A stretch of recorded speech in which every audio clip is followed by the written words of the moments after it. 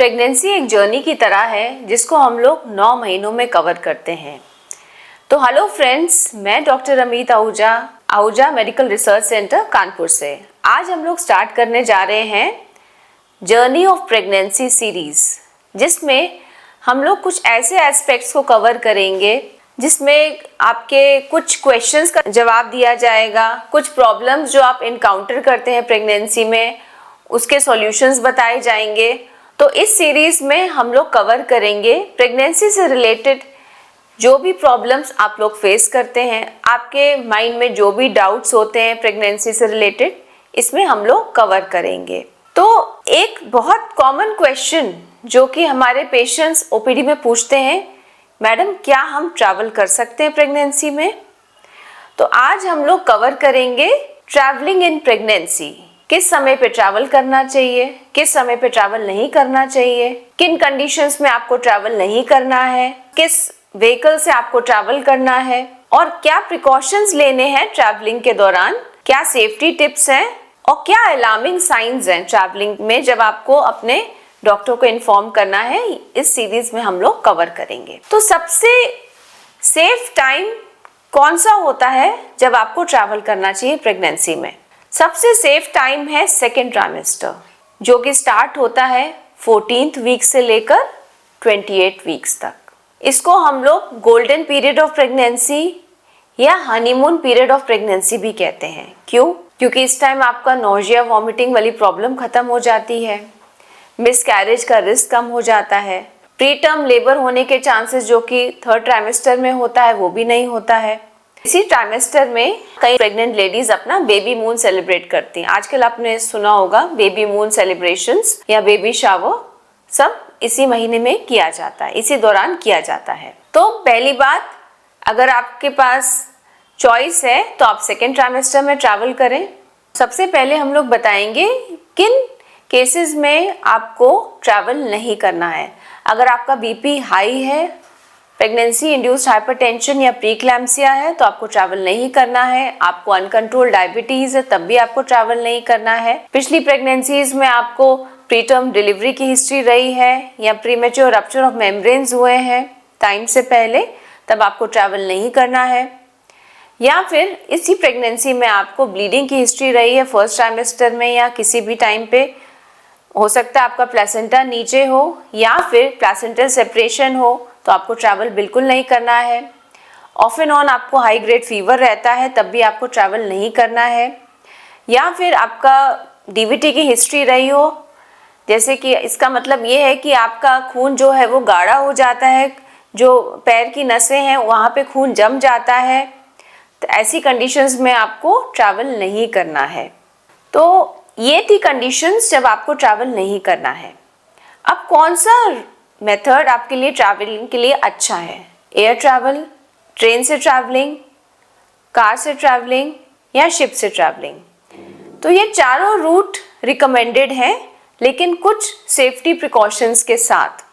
Air travel एक safe travel माना जाता है अगर आप सेकेंड ट्राइमेस्टर में ट्रैवल कर रहे हैं, लेकिन कुछ एयरलाइंस जो हैं वो थर्ड ट्राइमेस्टर में ट्रैवलिंग मना करती हैं। अगर 36 वीक से ज़्यादा आपकी प्रेगनेंसी है तो you are not allowed to travel. अगर ट्विन के केसेस में अगर आपकी 32 वीक से ज़्यादा प्रेगनेंसी है तब भी आपको ट्रैवल नहीं करना है।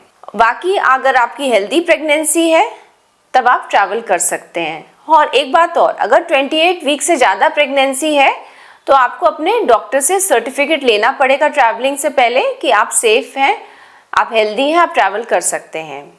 अदरवाइज एयरपोर्ट में जो स्कैनर्स होते हैं वो सेफ होते हैं, उसके थ्रू आप पास कर सकते हैं। और जो फ्लाइट्स में केबिन्स होते हैं वो प्रेशर कंट्रोल्ड होते हैं, तो कोई ऐसा रिस्क नहीं रहता वहाँ पर। अब क्या सेफ्टी टिप्स हैं वाइल ट्रैवलिंग थ्रू एयर, उनको हम लोग डिस्कस करते हैं।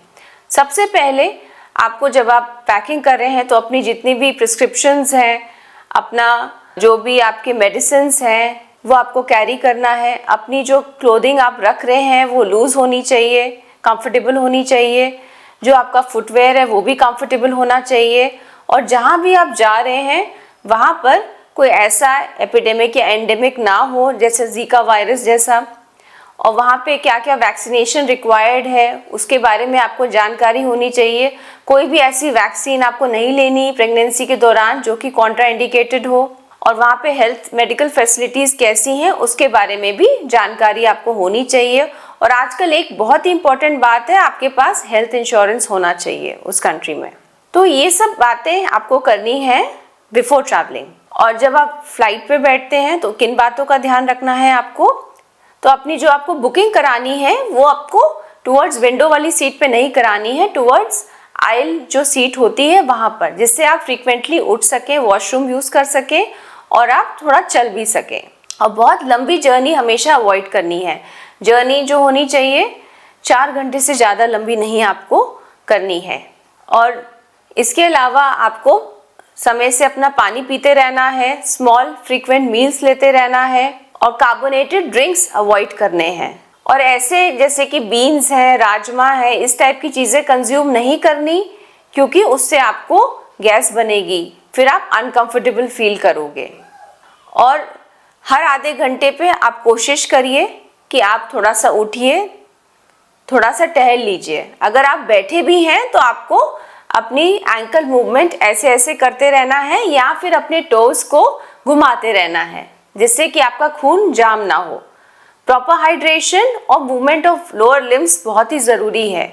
और अगर आप सेफ्टी स्टॉकिंग्स यूज़ कर सकते हैं, सपोर्ट स्टॉकिंग्स जिसको हम लोग कहते हैं, ये सब चीज़ हम इसलिए बता रहे हैं कि आपको डीवीटी ना हो, तो आप वो भी यूज़ करें।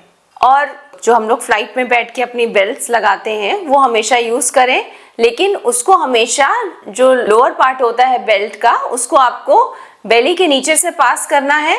जो ऊपर वाला पार्ट है उसको आप चेस्ट के ऊपर से लेके जाएंगे, ना कि अपने बेबी बम्प के ऊपर या बेली के ऊपर।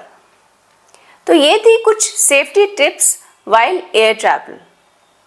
अब हम लोग बात करते हैं कार ट्रैवल के बारे में। अगर आप कार ट्रैवलिंग कर रहे हैं तो इसमें आप इस चीज़ का ध्यान रखिए कि आपकी जो ट्रैवलिंग ड्यूरेशन 1 दिन की होनी चाहिए वो 5 से 6 घंटे से ज़्यादा नहीं होनी चाहिए। और हर 2 घंटे पे आप कार रोकिए, ब्रेक लीजिए। और जब आप कार में बैठे भी हुए हैं तो अब भी आप अपने, जैसा कि मैंने बताया, एंकल पे मूवमेंट करनी है और अपनी टोस को भी हिलाते रहना है, जिससे कि आपका जो लोअर लिम्स का जो खून है वो जाम ना हो। प्रॉपर हाइड्रेशन यानी पानी अच्छे से पीना है। अपने साथ कुछ हेल्दी स्नैक्स कैरी करें, जैसे नट्स हैं, फ्रूट्स हैं, इस टाइप की चीज़ें।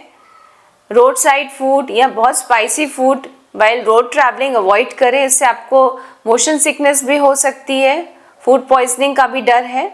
और जब आप कार में बैठते हैं तो बेल्ट ज़रूर लगाइए, सेम उसी तरीके से कैसे जो lower part of the belt है वो आपको बेली के नीचे पास करना है, यानी बेबी बम्प के नीचे पास करना है। जो upper part of the belt है उसको आप चेस्ट के बीच से निकाल के बांधेंगे और अपनी सीट को थोड़ा सा बैक की तरफ टिल्ट रखेंगे और डैशबोर्ड से थोड़ा डिस्टेंस मेंटेन रहना चाहिए, कि मान लीजिए आपको कभी कार में all of a sudden brake लगती है तो एकदम से आपको जर्क ना लगे, आप एकदम से डैशबोर्ड में हिट ना करें। और हमेशा जो एयर बैग्स हैं उनको ऑन रखना चाहिए, क्योंकि एयर बैग से आपको पूरा प्रोटेक्शन मिलेगा। क्योंकि आजकल रोड एक्सीडेंट्स इतने ज़्यादा कॉमन है, तो इन सब बातों का ध्यान रखना बहुत ज़्यादा ज़रूरी है। और मैं ये नहीं कह रही कि आप ड्राइव नहीं कर सकते, आप ड्राइव कर सकते हैं, लेकिन जब भी आप ड्राइव कर रहे हैं तब भी आपको इन सब बातों का ध्यान रखना है। हर 2 घंटे पे आपको कार रोकनी है, मूव अराउंड करना है, हाइड्रेट रखना है। लेकिन बेटर होगा अपने साथ एक कंपेनियन को ज़रूर लेके जाइए, कभी भी अकेले ट्रैवल ना करिए। मान लीजिए कोई एक्सीडेंट हो गया तो आपकी हेल्प के लिए कोई होना चाहिए। तो ये थी कुछ safety tips while travelling through car.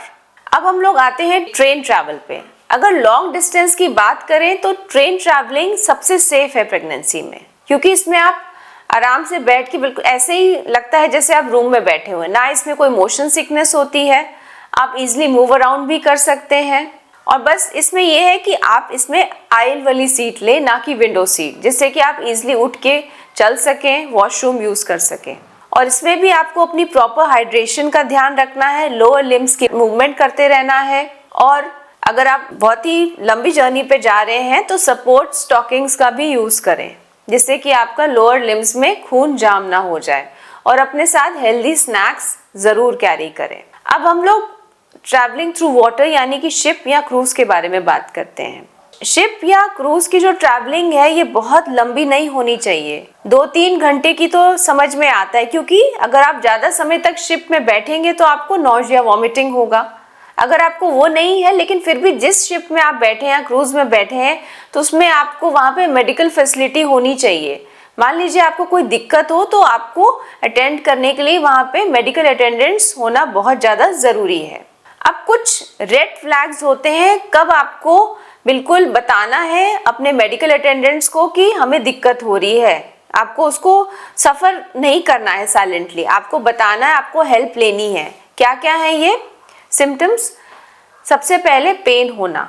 अगर आपको लग रहा है कि ऑल ऑफ अ सडन आपका पेट जो है वो बहुत टाइट हो रहा है, तो आपको वहाँ पे जो मेडिकल अटेंडेंट प्रेजेंट हैं तो आपको बताना है उनको, और अगर आप बाय कार जा रहे हैं तो नियरेस्ट हेल्थ फैसिलिटी पे उतरना है। अगर ऑल ऑफ अ सडन आपका वाटर ब्रेक हो जाए, आपको वाटरी डिस्चार्ज शुरू हो जाए, तब आपको बताना ज़रूरी है। आपको नॉइज़िया वॉमिटिंग बहुत ज़्यादा हो रहा है, तब भी आपको ये बताना है। और अगर आपको लगे कि बहुत डिज़ी फील कर रहे हो, हेडेक होनी शुरू हो गई है, तब भी आपको इसके बारे में बताना है। अगर आप एयर ट्रैवल कर रहे हैं, अगर आपको एकदम से लगे कि आपका सांस फूल रहा है, सांस नहीं आ रही है, हेडेक हो रही है या पैरों में स्वेलिंग हो रही है, तो भी आपको मेडिकल हेल्प लेना बहुत ज़्यादा ज़रूरी है। तो ये थी कुछ बातें जो हमने आपको बताई ट्रैवलिंग ड्यूरिंग प्रेगनेंसी के बारे में।